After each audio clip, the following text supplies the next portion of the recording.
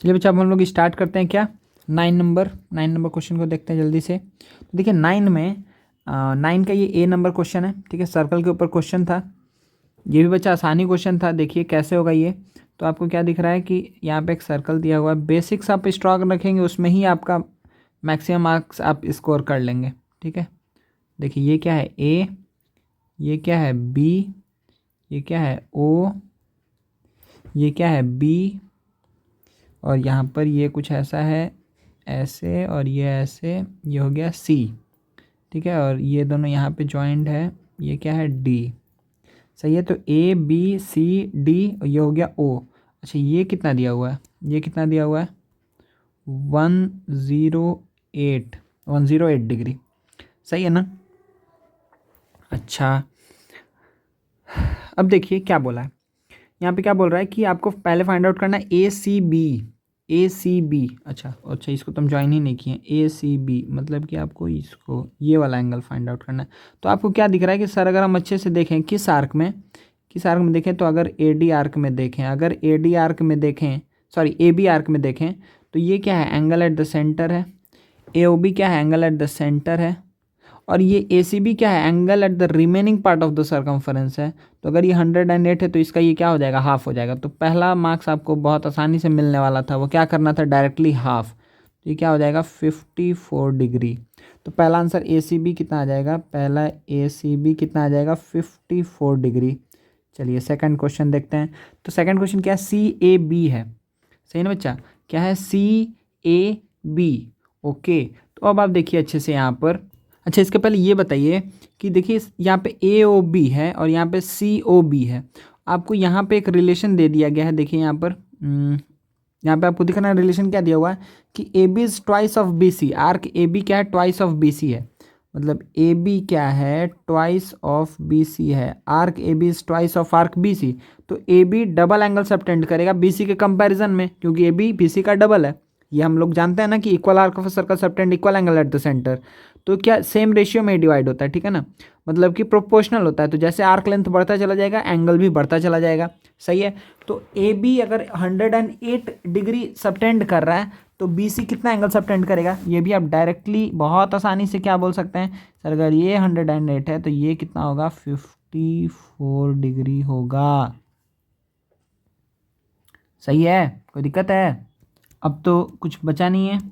क्यों नहीं बचा है, क्योंकि डायरेक्टली क्या बोलेंगे, कि सर आप किस आर्क में देखेंगे, तो सर बाबू तुम BC आर्क में देखो। तो BC आर्क में आपको दिख रहा है ना कि अगर हम BC आर्क को देखें, BC को, तो BOC क्या है एंगल एट द सेंटर है, और BAC क्या है एंगल एट द सर्कमफरेंस है। तो अगर ये 57 है तो ये क्या हो जाएगा 54 है तो ये कितना हो जाएगा 27। तो सेकंड एंगल मतलब CAB का आंसर कितना आएगा 27 डिग्री, सही है।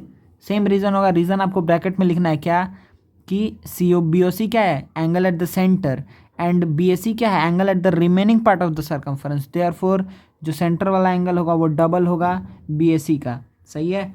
तो वो डबल होकर के अगर 54 है तो BAC कितना होगा 27, कोई दिक्कत नहीं है। Now let us move on to third question, ADB कितना होगा, थर्ड ADB एंगल ADB कितना होगा। तो ADB कहाँ है बच्चा, ADB कहाँ है, तो ADB अब आपको दिख रहा है कि ADBC is a cyclic quadrilateral, ये दिख रहा है आपको, ADBC is a cyclic quadrilateral, ये दिख रहा है आपको कि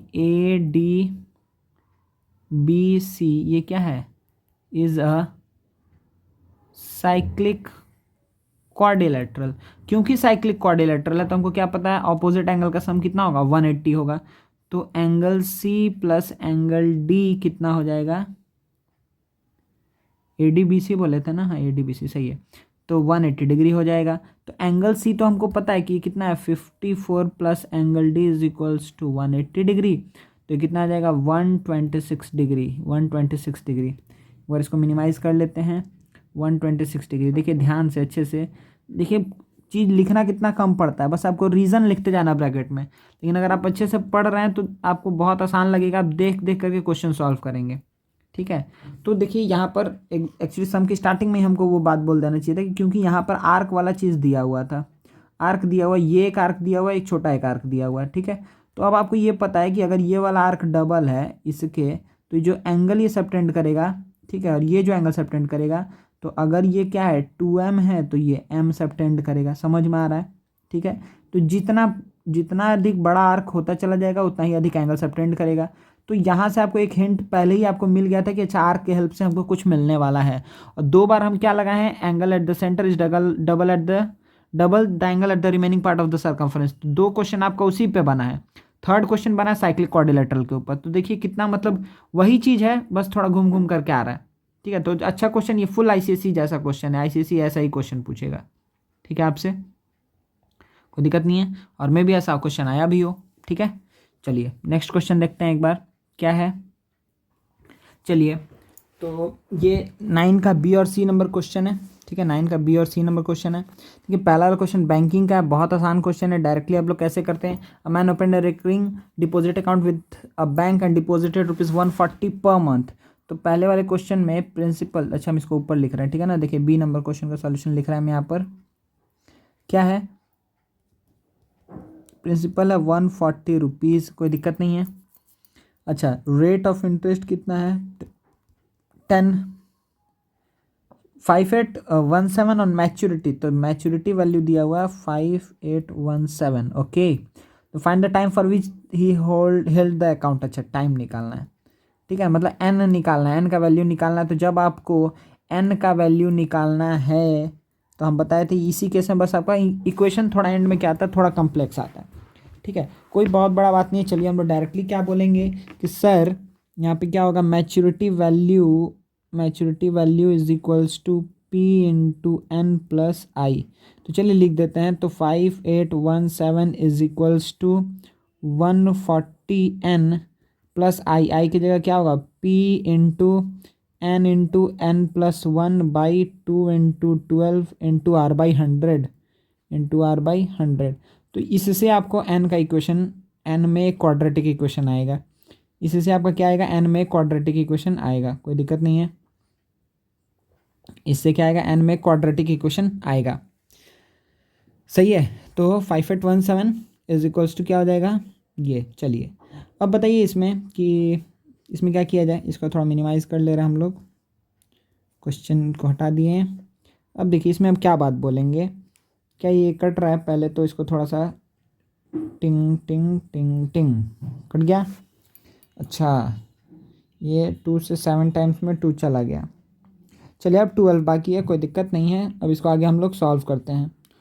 तो यहाँ पे कितना आएगा,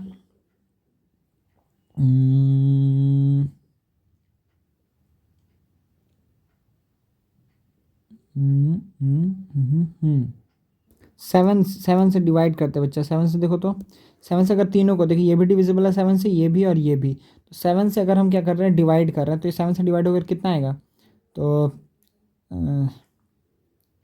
7 जा 56, 7 3 जा 21, 7 1 जा 7 is equals to 20n plus क्या होएगा, n square plus n by क्या आ जाएगा, 12 आ जाएगा। अब अगर 12 से मल्टीप्लाई करें तो 12 1 जा 12, carry 1, 12 carry 1, 37 3 9972 is equals to 240n plus n square plus n। तो n square plus 241n minus 9972 equals to 0।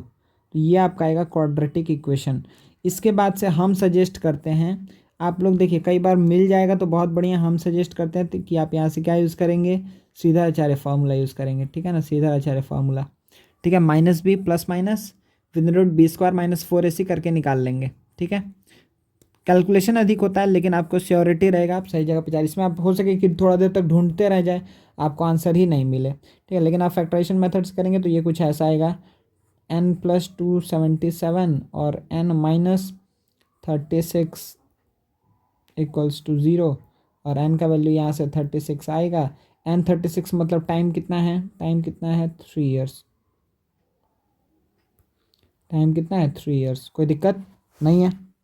ठीक है, तो ये था आपका जो बैंकिंग वाला क्वेश्चन था। तो यही एक क्वेश्चन आता है जहाँ पे आपको यहाँ पे डिफ़िकल्टी थोड़ा सा लग सकता है, यहाँ का जो कैलकुलेशन होता है और कुछ बात नहीं है इसमें, ठीक है ना।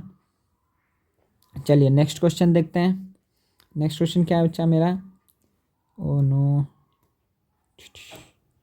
नेक्स्ट क्वेश्चन क्या है, 1 मिनट।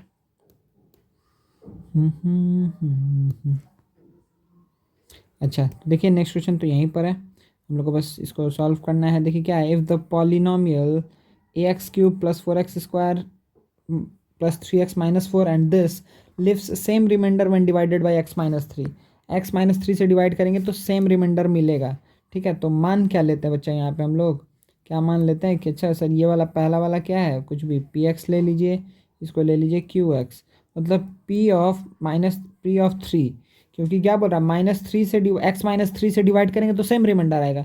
तो p(3) हमको क्या देगा, रिमाइंडर, और q(3) भी क्या देगा, रिमाइंडर, और ये दोनों ही सेम आना चाहिए। मतलब बेसिक बात यहाँ पर यह है कि p(3) = q(3) आएगा, ठीक है। p(3) = q(3) आएगा।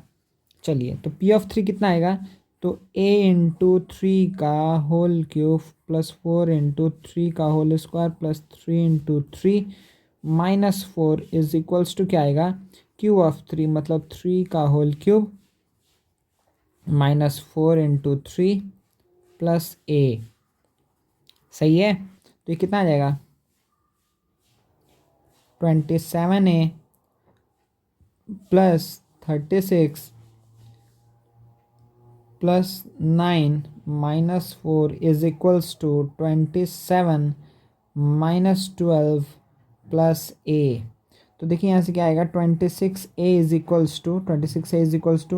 यहाँ पे कितना बचा है, 15, ठीक है। यहाँ से बचा है 15, और इधर से कितना आएगा, इधर से कितना आएगा बच्चा, -4 करेंगे तो ये हो जाएगा 41, तो -41। तो a का वैल्यू कितना आ जाएगा, 26a = -26, तो a का वैल्यू कितना आएगा, -1, a का वैल्यू कितना आ जाएगा, -1, सही है। तो बहुत ही अधिक आसान क्वेश्चन बच्चे, ये सब में आपको 100% मार्क्स मिलना चाहिए, कुछ बात ही नहीं है ये सब क्वेश्चन में, ठीक है। तो जितने बच्चे 50 क्या इवन 60 यहाँ पे बहुत मतलब मिनिमल स्कोर होना चाहिए, ठीक है। देखिए क्या किए, कुछ नहीं किए, हमको पूरा पता है कि अगर x+3 से डिवाइड कर रहे हैं, अगर हम x+3 से डिवाइड कर रहे हैं तो f(-3) रिमाइंडर देगा। अगर x-2 से डिवाइड कर रहे हैं तो f(2) हमको रिमाइंडर देगा, सही है। अगर हम 2x + 1 से डिवाइड कर रहे हैं तो f(-1/2) हमको रिमाइंडर देगा। 3x - 2 से कर रहे हैं तो f कितना, 2/3 हमको रिमाइंडर देगा, समझ में आ रहा है।